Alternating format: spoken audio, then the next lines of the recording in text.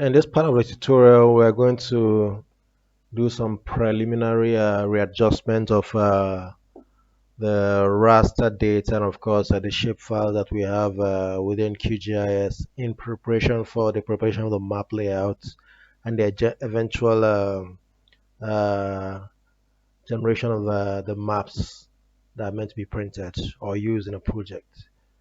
So back to the map window, it seems to be crowded. You can zoom out and you see Africa. You zoom out further, you get the world. And this map layout we're going to prepare, we're not really going to use a map of the world. So those maps that we're not meant to use, I would have to get rid of from the uh, layer panel. Once I get rid of those, they are still in the folder, the parent folder. So if I need them tomorrow, I can always go there and get them. But within the map, the QGIS window, I want to get rid of them from this panel. So as to decongest the data and of course make it easier to work. Now, if you look at the layer panel, of course, it looks a bit congested. I need to see more of what is there. So I can always increase the size of the window. We have this panel, and of course we have the table area where you can also have graphs and other options. I want to decrease the size of this because I won't really be using it. I want to be able to see the layer. So if you move your cursor up and down, you get to a point where it turns to this double uh, headed arrow, one pointing upwards, the other one down. Hold and drag down. Now that's as far as I can go. So now I can see more of the layers I'll be working with. Now, having said that, the only Nigerian map that I want to use here is this one that is already designed, the world map, that one. So all the others I want to get rid of. So to get rid of that, we've done that already. Right, click normal, hold down your shift key, click on the last right click, and then remove layers. Okay, so now the map window is more like it should be. If I click on this zoom full, it will zoom to the full extent of Nigeria. Just one click. Helps. It's still recalling. I think I have a group here that still has the African map. Let's see. Uh, anyway, the bottom line, I think this should be it. Remove this layer. Okay, let me still close that group. Zoom to full extent. And now here we are. So, being that we have this as our map, and this is Anambra State, and within Anambra State uh, we still have our study sites. Now, bear in mind again, you need to take the smaller map, bring it to the top. So the Nigerian map can be below because it's the larger map. But ideally, I would still want to move it to the top. But let's leave it where it is at the moment, at the bottom. So if I zoom to, if it's an area which is the area where I collected the geographic coordinates and generated a polygon for, zoom to that layer, and this is that study area still there. So you can scroll down. Nope, zoom full. Now, this is Nigeria, so eventually we're going to generate a map of Nigeria, a map layout for Nigeria, and of course prepare it in a way that you can easily use on a project or in a book or print it out and use it for some other presentations. So we're going to generate a map like that, but right now, um, There's another operation that maybe I want to implement, so you just take a look at it and see how it works. It's more like a vector operation, dissolve. Now, I want to dissolve, I want to generate a new map that doesn't have the local government areas, because if you recall, at the time we tried to use to label this the the states or the local government areas, the names would not stand, because if you say label the states, even as admin two, admin one name, it will still label each of these local governments as, maybe let's say all the local governments in Anambra, so you have Anambra, Anambra, Anambra within it. All the local governments in Sokoto State will have Sokoto, Sokoto, Sokoto within it. So I want one single name. When I say label the states, one single name will appear within the states. So it's possible to do this if I can generate another map where all the local governments were eliminated and you just have the states. I'll still place that on, I'll still retain the map of the states with the local governments, and then combine with the one with that doesn't have the local governments, but then label the names in the one without local government, so that when you combine the two of them together, you get a map that has all the local governments intact, but only one name is shown for each state, not multiples of the same name within a state. So let's try to do that, and we're going to use a tool called dissolve. Go to vector, since it's a vector file here, click on vector, go to geoprocessing tools. When you get to geoprocessing tools, you have buffer clip. We're going to use the dissolve tool. Click on that. Um, Over here, you select the layer that you're interested in dissolving its contents. Well, it's not this one, it's not if it's an area. You click on the drop down arrow and select the Nigerian map. I have two of them there. I wouldn't know which one is which, but let's see. Either way. So select that map of Nigeria, the one from the World Bank. Having selected that, you get to the next option there. Of course, the first one is input layer. The second one is dissolve fields. Dissolve fields is set to be optional, but you have to select a field by which you have to you do the dissolution.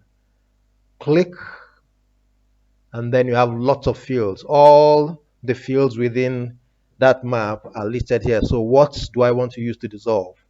What do I want to eliminate? I want to eliminate the local government area. So I want to dissolve with Anambra name, rather admin name one, because admin name one is what represents the states. So when I dissolve using the states, it means all the partitions within the state will be eliminated.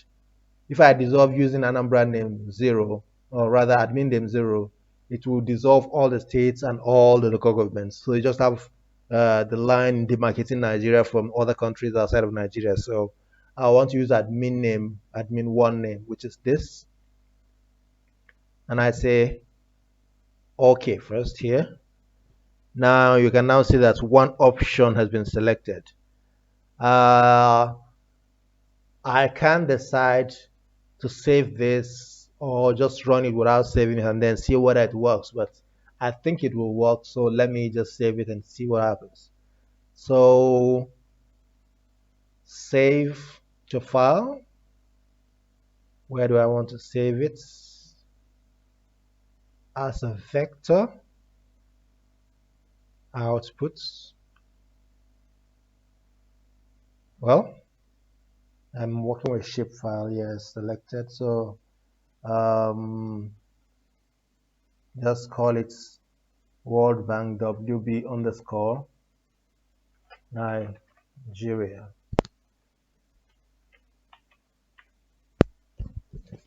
So save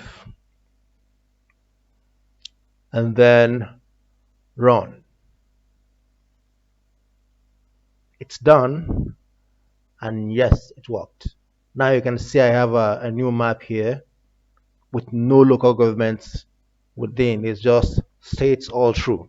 So this is basically what I'm talking about right now. If I want to kind of now, um, let's, if I want to, if I want to label this right now, let's just reformat it, eliminate the color, the field color, make the local the line sticker, and of course label the states. So to do that, right click on the new map, properties. I want to introduce a label. I can do it. Let me introduce the label first. Select labels, not no labels. Select single labels, and of course term regular. Leave leave the coloring as it is and the font as it is, and just say apply. Yes, it's selected admin name 2. So nope, I don't want to label with admin name 2, but admin 1 name. That's a state. So say apply. You can now see that you have one name per site, per state. And it's quite good enough for me in this case. Now, let's see how we can combine this map with the other map such that the names show up just like it is here, but you see the local governments as they are in the other map. Of course, you see the colors as they are in the other map. So to do that, you have to remove the field. So you go to Symbology again, select under field, select simple field.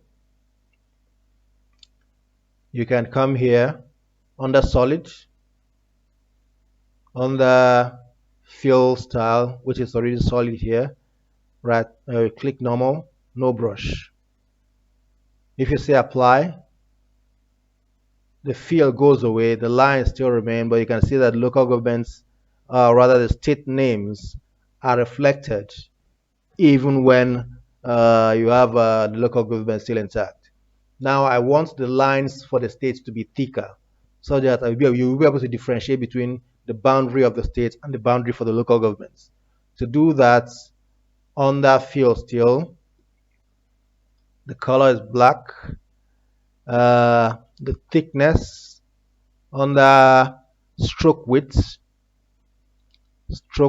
let's make it 0.45. Say apply again and watch the color change. It's thicker. Maybe just call it 0.5 and leave it at that. So now this is basically it. I might decide to change the color of the labelings. Let me just make it bold. Leave the color intact and hope it works. So to make it bold, to make the labels bold, you come to style. You go to label. You come to style. It's regular here. If you click on top, it does the same thing, but usually, ideally, the arrow, but in this case, you click on top, but select bold here. So it's no longer regular, it's now bold. When I say apply, you have a bolder label. So I think we'll leave it at that. Say OK. Of course, now I think I see a name that is too large, FCT. So when you zoom in, it's within, but when you zoom out, it's far, it goes far beyond the boundary of the states. So let's see, you can still edit that and change it to SCT. To change that, go to the map in question, which is basically, which one is the map now? Yeah, this. Right click, go to open attribute table,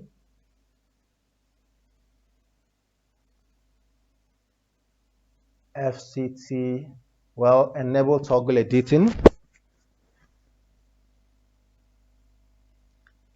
I need F. Where are the states? Admin name 1. So scroll down. This is FCT. So Federal Capital Territory, change it to FCT, capital, and say, I haven't made that amendment. You need to save by clicking on, I think, this button, not this, apparently. Anyway, you've made the amendment you want to make. Right click on this, save edits, deactivate toggle editing, and now you can see I no longer have Federal Capital Territory, I just have FCT. So I think that's done for this. The next adjustment I would want to make is with the raster. If you open the raster for, let's say slope classes, you will recall that we reclassified the slope such that we had 6 classes: 1, 2, 3, 4, 5, 6. But when you have that raster, it has up to about 255 uh, values based on the format. So that's basically not what you want. You want to be able to have just the 6 values that you need in a map. But bear in mind that the other values are not even in existence in the raster, because as you can see, it's all black. The ones that matter are basically this 1 to 6, and they are the ones that are reflected in terms of color. All the others are virtually meaningless. So you want to get rid of that so that when you want to generate your map layout, they don't show up there and model up your output. So right click on that map layer, properties. This talks about well, the general description of the map. You're looking to adjust the symbology. Yes, you click on symbology. Now this is what you're looking to change. So you want to get rid of 0. Select the 0, click this minus sign here. So it said remove selected row. Click on that, 0 goes away. So you want to get rid of from 7 and beyond. Hold this bar here. You've already selected the first 7 just by clicking on it. Hold this bar, move it to the last. So you get to 255. Hold down shift and press on 255. All of them are selected. Click the minus. And now you have 1, 2, 3, 4, 5, and 6. So these are basically the data that you want to retain. Now, the other thing there is that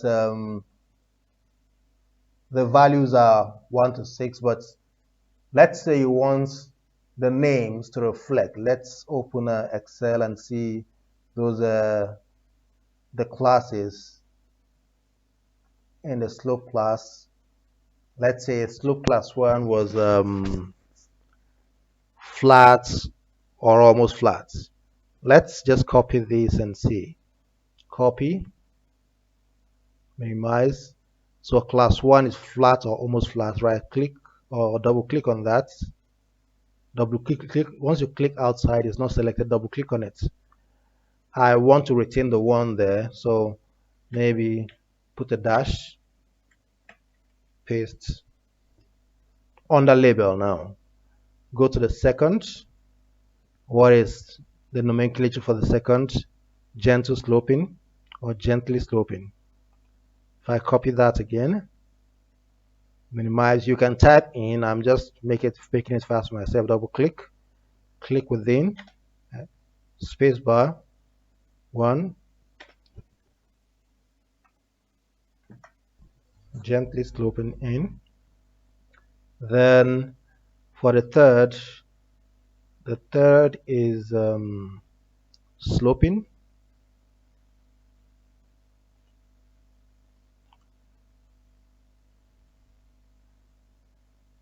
Double click.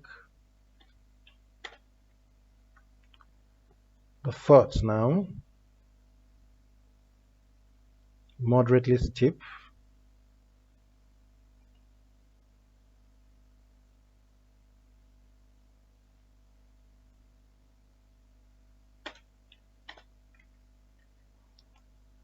The fifth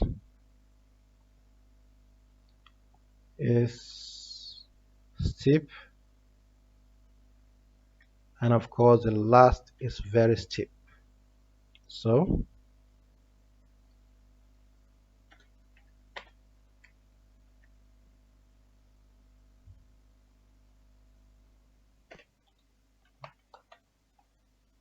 very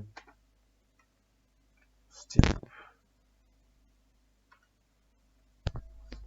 So having done this, note we've done two things.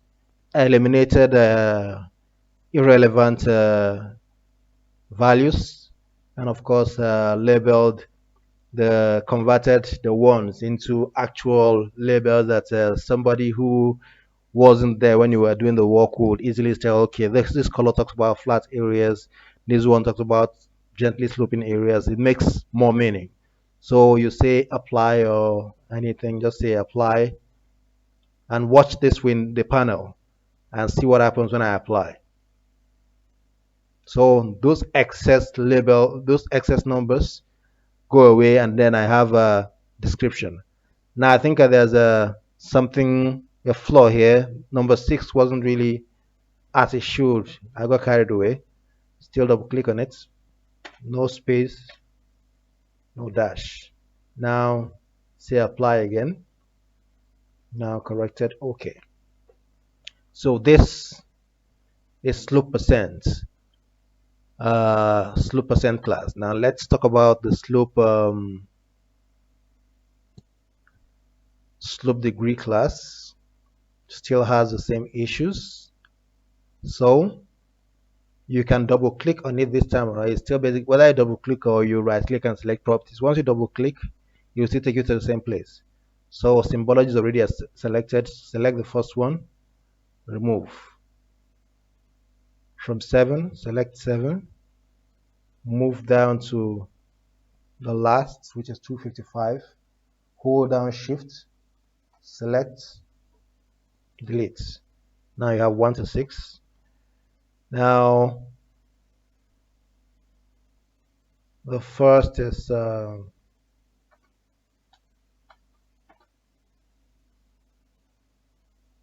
second is the third is sloping. The fourth, I'm looking at the levels here. Still the same thing, moderately steep.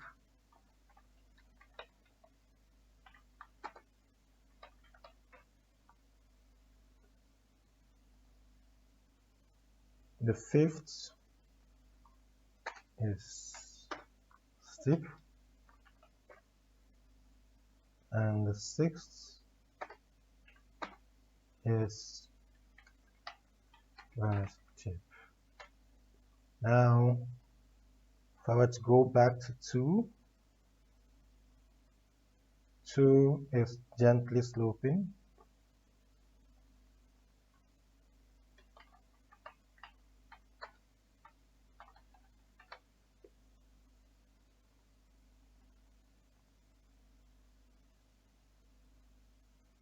Flat or almost flat.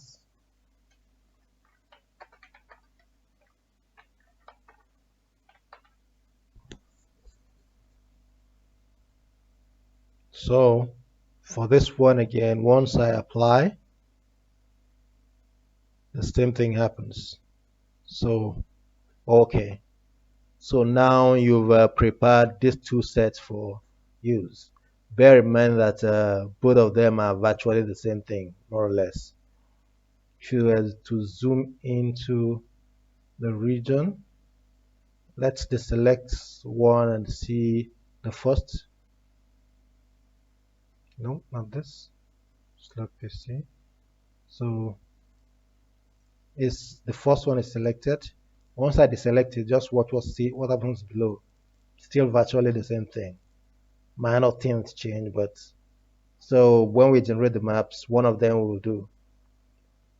Probably get to use slope degrees, but then either way, still the same old story. Now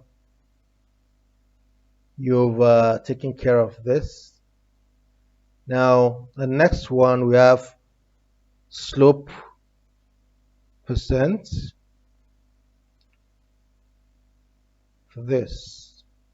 Let's deselect this one. So if you watch the Anambra BB slope, let's zoom to that layer. It seems like it's black and you can't see clearly because you have the stream network selected. So let's deactivate the stream network so you be able to see clearly. You still have some areas selected.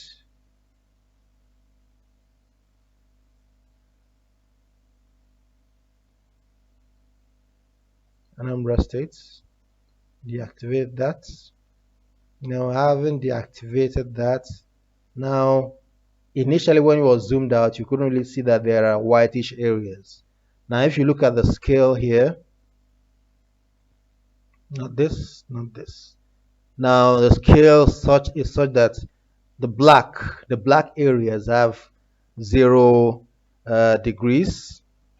Oh no, in this case it's slope percent, so 0%, whereas the highest area within the map window is about 77.71%. So if you zoom in, you get to see more details in terms of areas that are whitish, which are the zones with high steeper slopes, whereas the dark areas are the zones with gentle slopes. But even within the dark area, you can still see that there are different tints of gray. So this is not exactly black. This is not exactly black. Neither is this or this. So even though it seems like it's black, there are sections within even the lower, the relatively gently sloping areas that may well be somewhat steeper than the surrounding areas. So this is adequate. You might decide to change the symbology too. Let's say you decide to change the symbology to something else. Double click or right click, you get to symbology. Now render type is single band gray. If you click on this arrow, you can select something else. Let's say I want to select multi-band color. So, or rather single band pseudo color. Select that. Linear, I want it continuous. Well, linear, let's leave that linear. Single band pseudo color. On that color ramp, there are different designs here.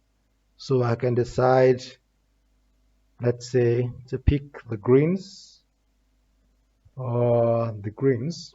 If you pick this, for instance, and say apply, see the color changes. The green areas are the upland areas. The white, the bluish, the lighter tints represent the gently sloping areas, whereas you have the relatively steeper slopes seeming more greenish in color. But let's retain the black. So go back to single band gray and say okay. You're back to where you started. Now something you have to bear in mind when you have this black background, then the color of your polygons would not have to be black. Red color might do the magic because then you'll be able to see what it entails. Now, of course, you have to move the Anambra State's map above the Nigeria map so that the full color appears. You might need to move the red up too, but you can deactivate the bounding box. You don't really need it. But in this case, this is basically what the map looks like. Now, let's see whether there's any readjustment needed elsewhere. For now, none here. I think yes, under the geomorphic units, you need to readjust. Let's find the geomorphic units. Yeah, the geomorphons. The landforms you cannot amend because it is complicated. Don't change anything in the landforms. Leave it the way it is. It doesn't really matter that much because eventually you're going to use the labeling from the geomorphic units to uh, get what you want in terms of the legend. So, but for the geomorphic units, the geomorphons, click on, and you see that you have lots of different colors, about 255 as was the case before. In this case, you have about 10 classes. So it means you need 1 to 10. In fact, 0 has to go, and everything above 10 will also have to go. So you double click on the raster, select 0, the first one, and then you remove. You go down to 11, and from 11 down to the end, which is 255, you also remove that. Now I have the 10 classes. I also want to label the 10 classes so that at a glance you know what is what and what it talks about. So you can go online and search for the geomorphons and their classes, but I think in the tutorial that I'm preparing so far, you will get to see. In this, you can also do some searches to move from one point to the other. Sometimes it's quite difficult. So if you have a Word document or maybe an Excel spreadsheet and you are trying to search for something, hold down Control, and then press F on your keyboard. So it brings out this search window. Type in, let's say, geomorphons. Geomorphon. So, and then it has about 25 hits. Just keep clicking the enter. Yep, this is what I'm looking for. So that I don't have to start searching and trying to find which page is located in. All I have to do is to just use the Control F, and then you get there. This is not exactly what I made to avoid complications. Let's go online. I can still label it using flat. I know the first one is flat, then the others. But to avoid mix-ups, go online, search for geomorphons,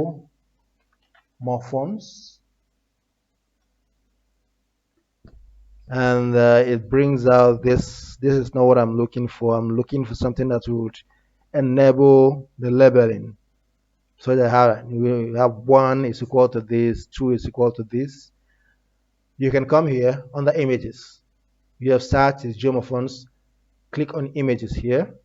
It brings out images of what that are somewhat related to what you're looking for. Now, this is what I'm looking for. Click on this. It brings out a work that was done with the geomorphons. You can see that 1 is flat, 2 is summit. So I go back to the map window. 1, double click. Again, flat. 2 is summit. 3 is what? 3 is ridge. 4 is shoulder. 3, 4, shoulder, 5, 5 spore, 6 slope, 5, 4, 6 slope. 7 is what? 7 hollow, 8 foot slope. 7 hollow, 8 foot slope. 9 should be valley. 10 should be what? But let's see what it is. 9 valley, 10 depression. 9 valley, 10 depression. So basically you have this. Say apply again and watch the change on this side. Apply is affected. You can't see it right now because all those excess numbers have been eliminated, so it was moved upwards. So now let's say, where is it again? Geomorphons this. Click on the drop down arrow, which of course is pointing rightward down. Scroll up and the changes have been affected. So basically, I think these are the preparatory steps you might need to take before you even go into the actual map layout, because then you now prepare the maps the way you want it to be. So I think I'll end this for now, and of course in the next step we'll talk about how to now prepare the map layout and of course generate the maps. If there's any need for any other updates, I'll update accordingly while doing the map layouts, preparing the map layouts. Thanks.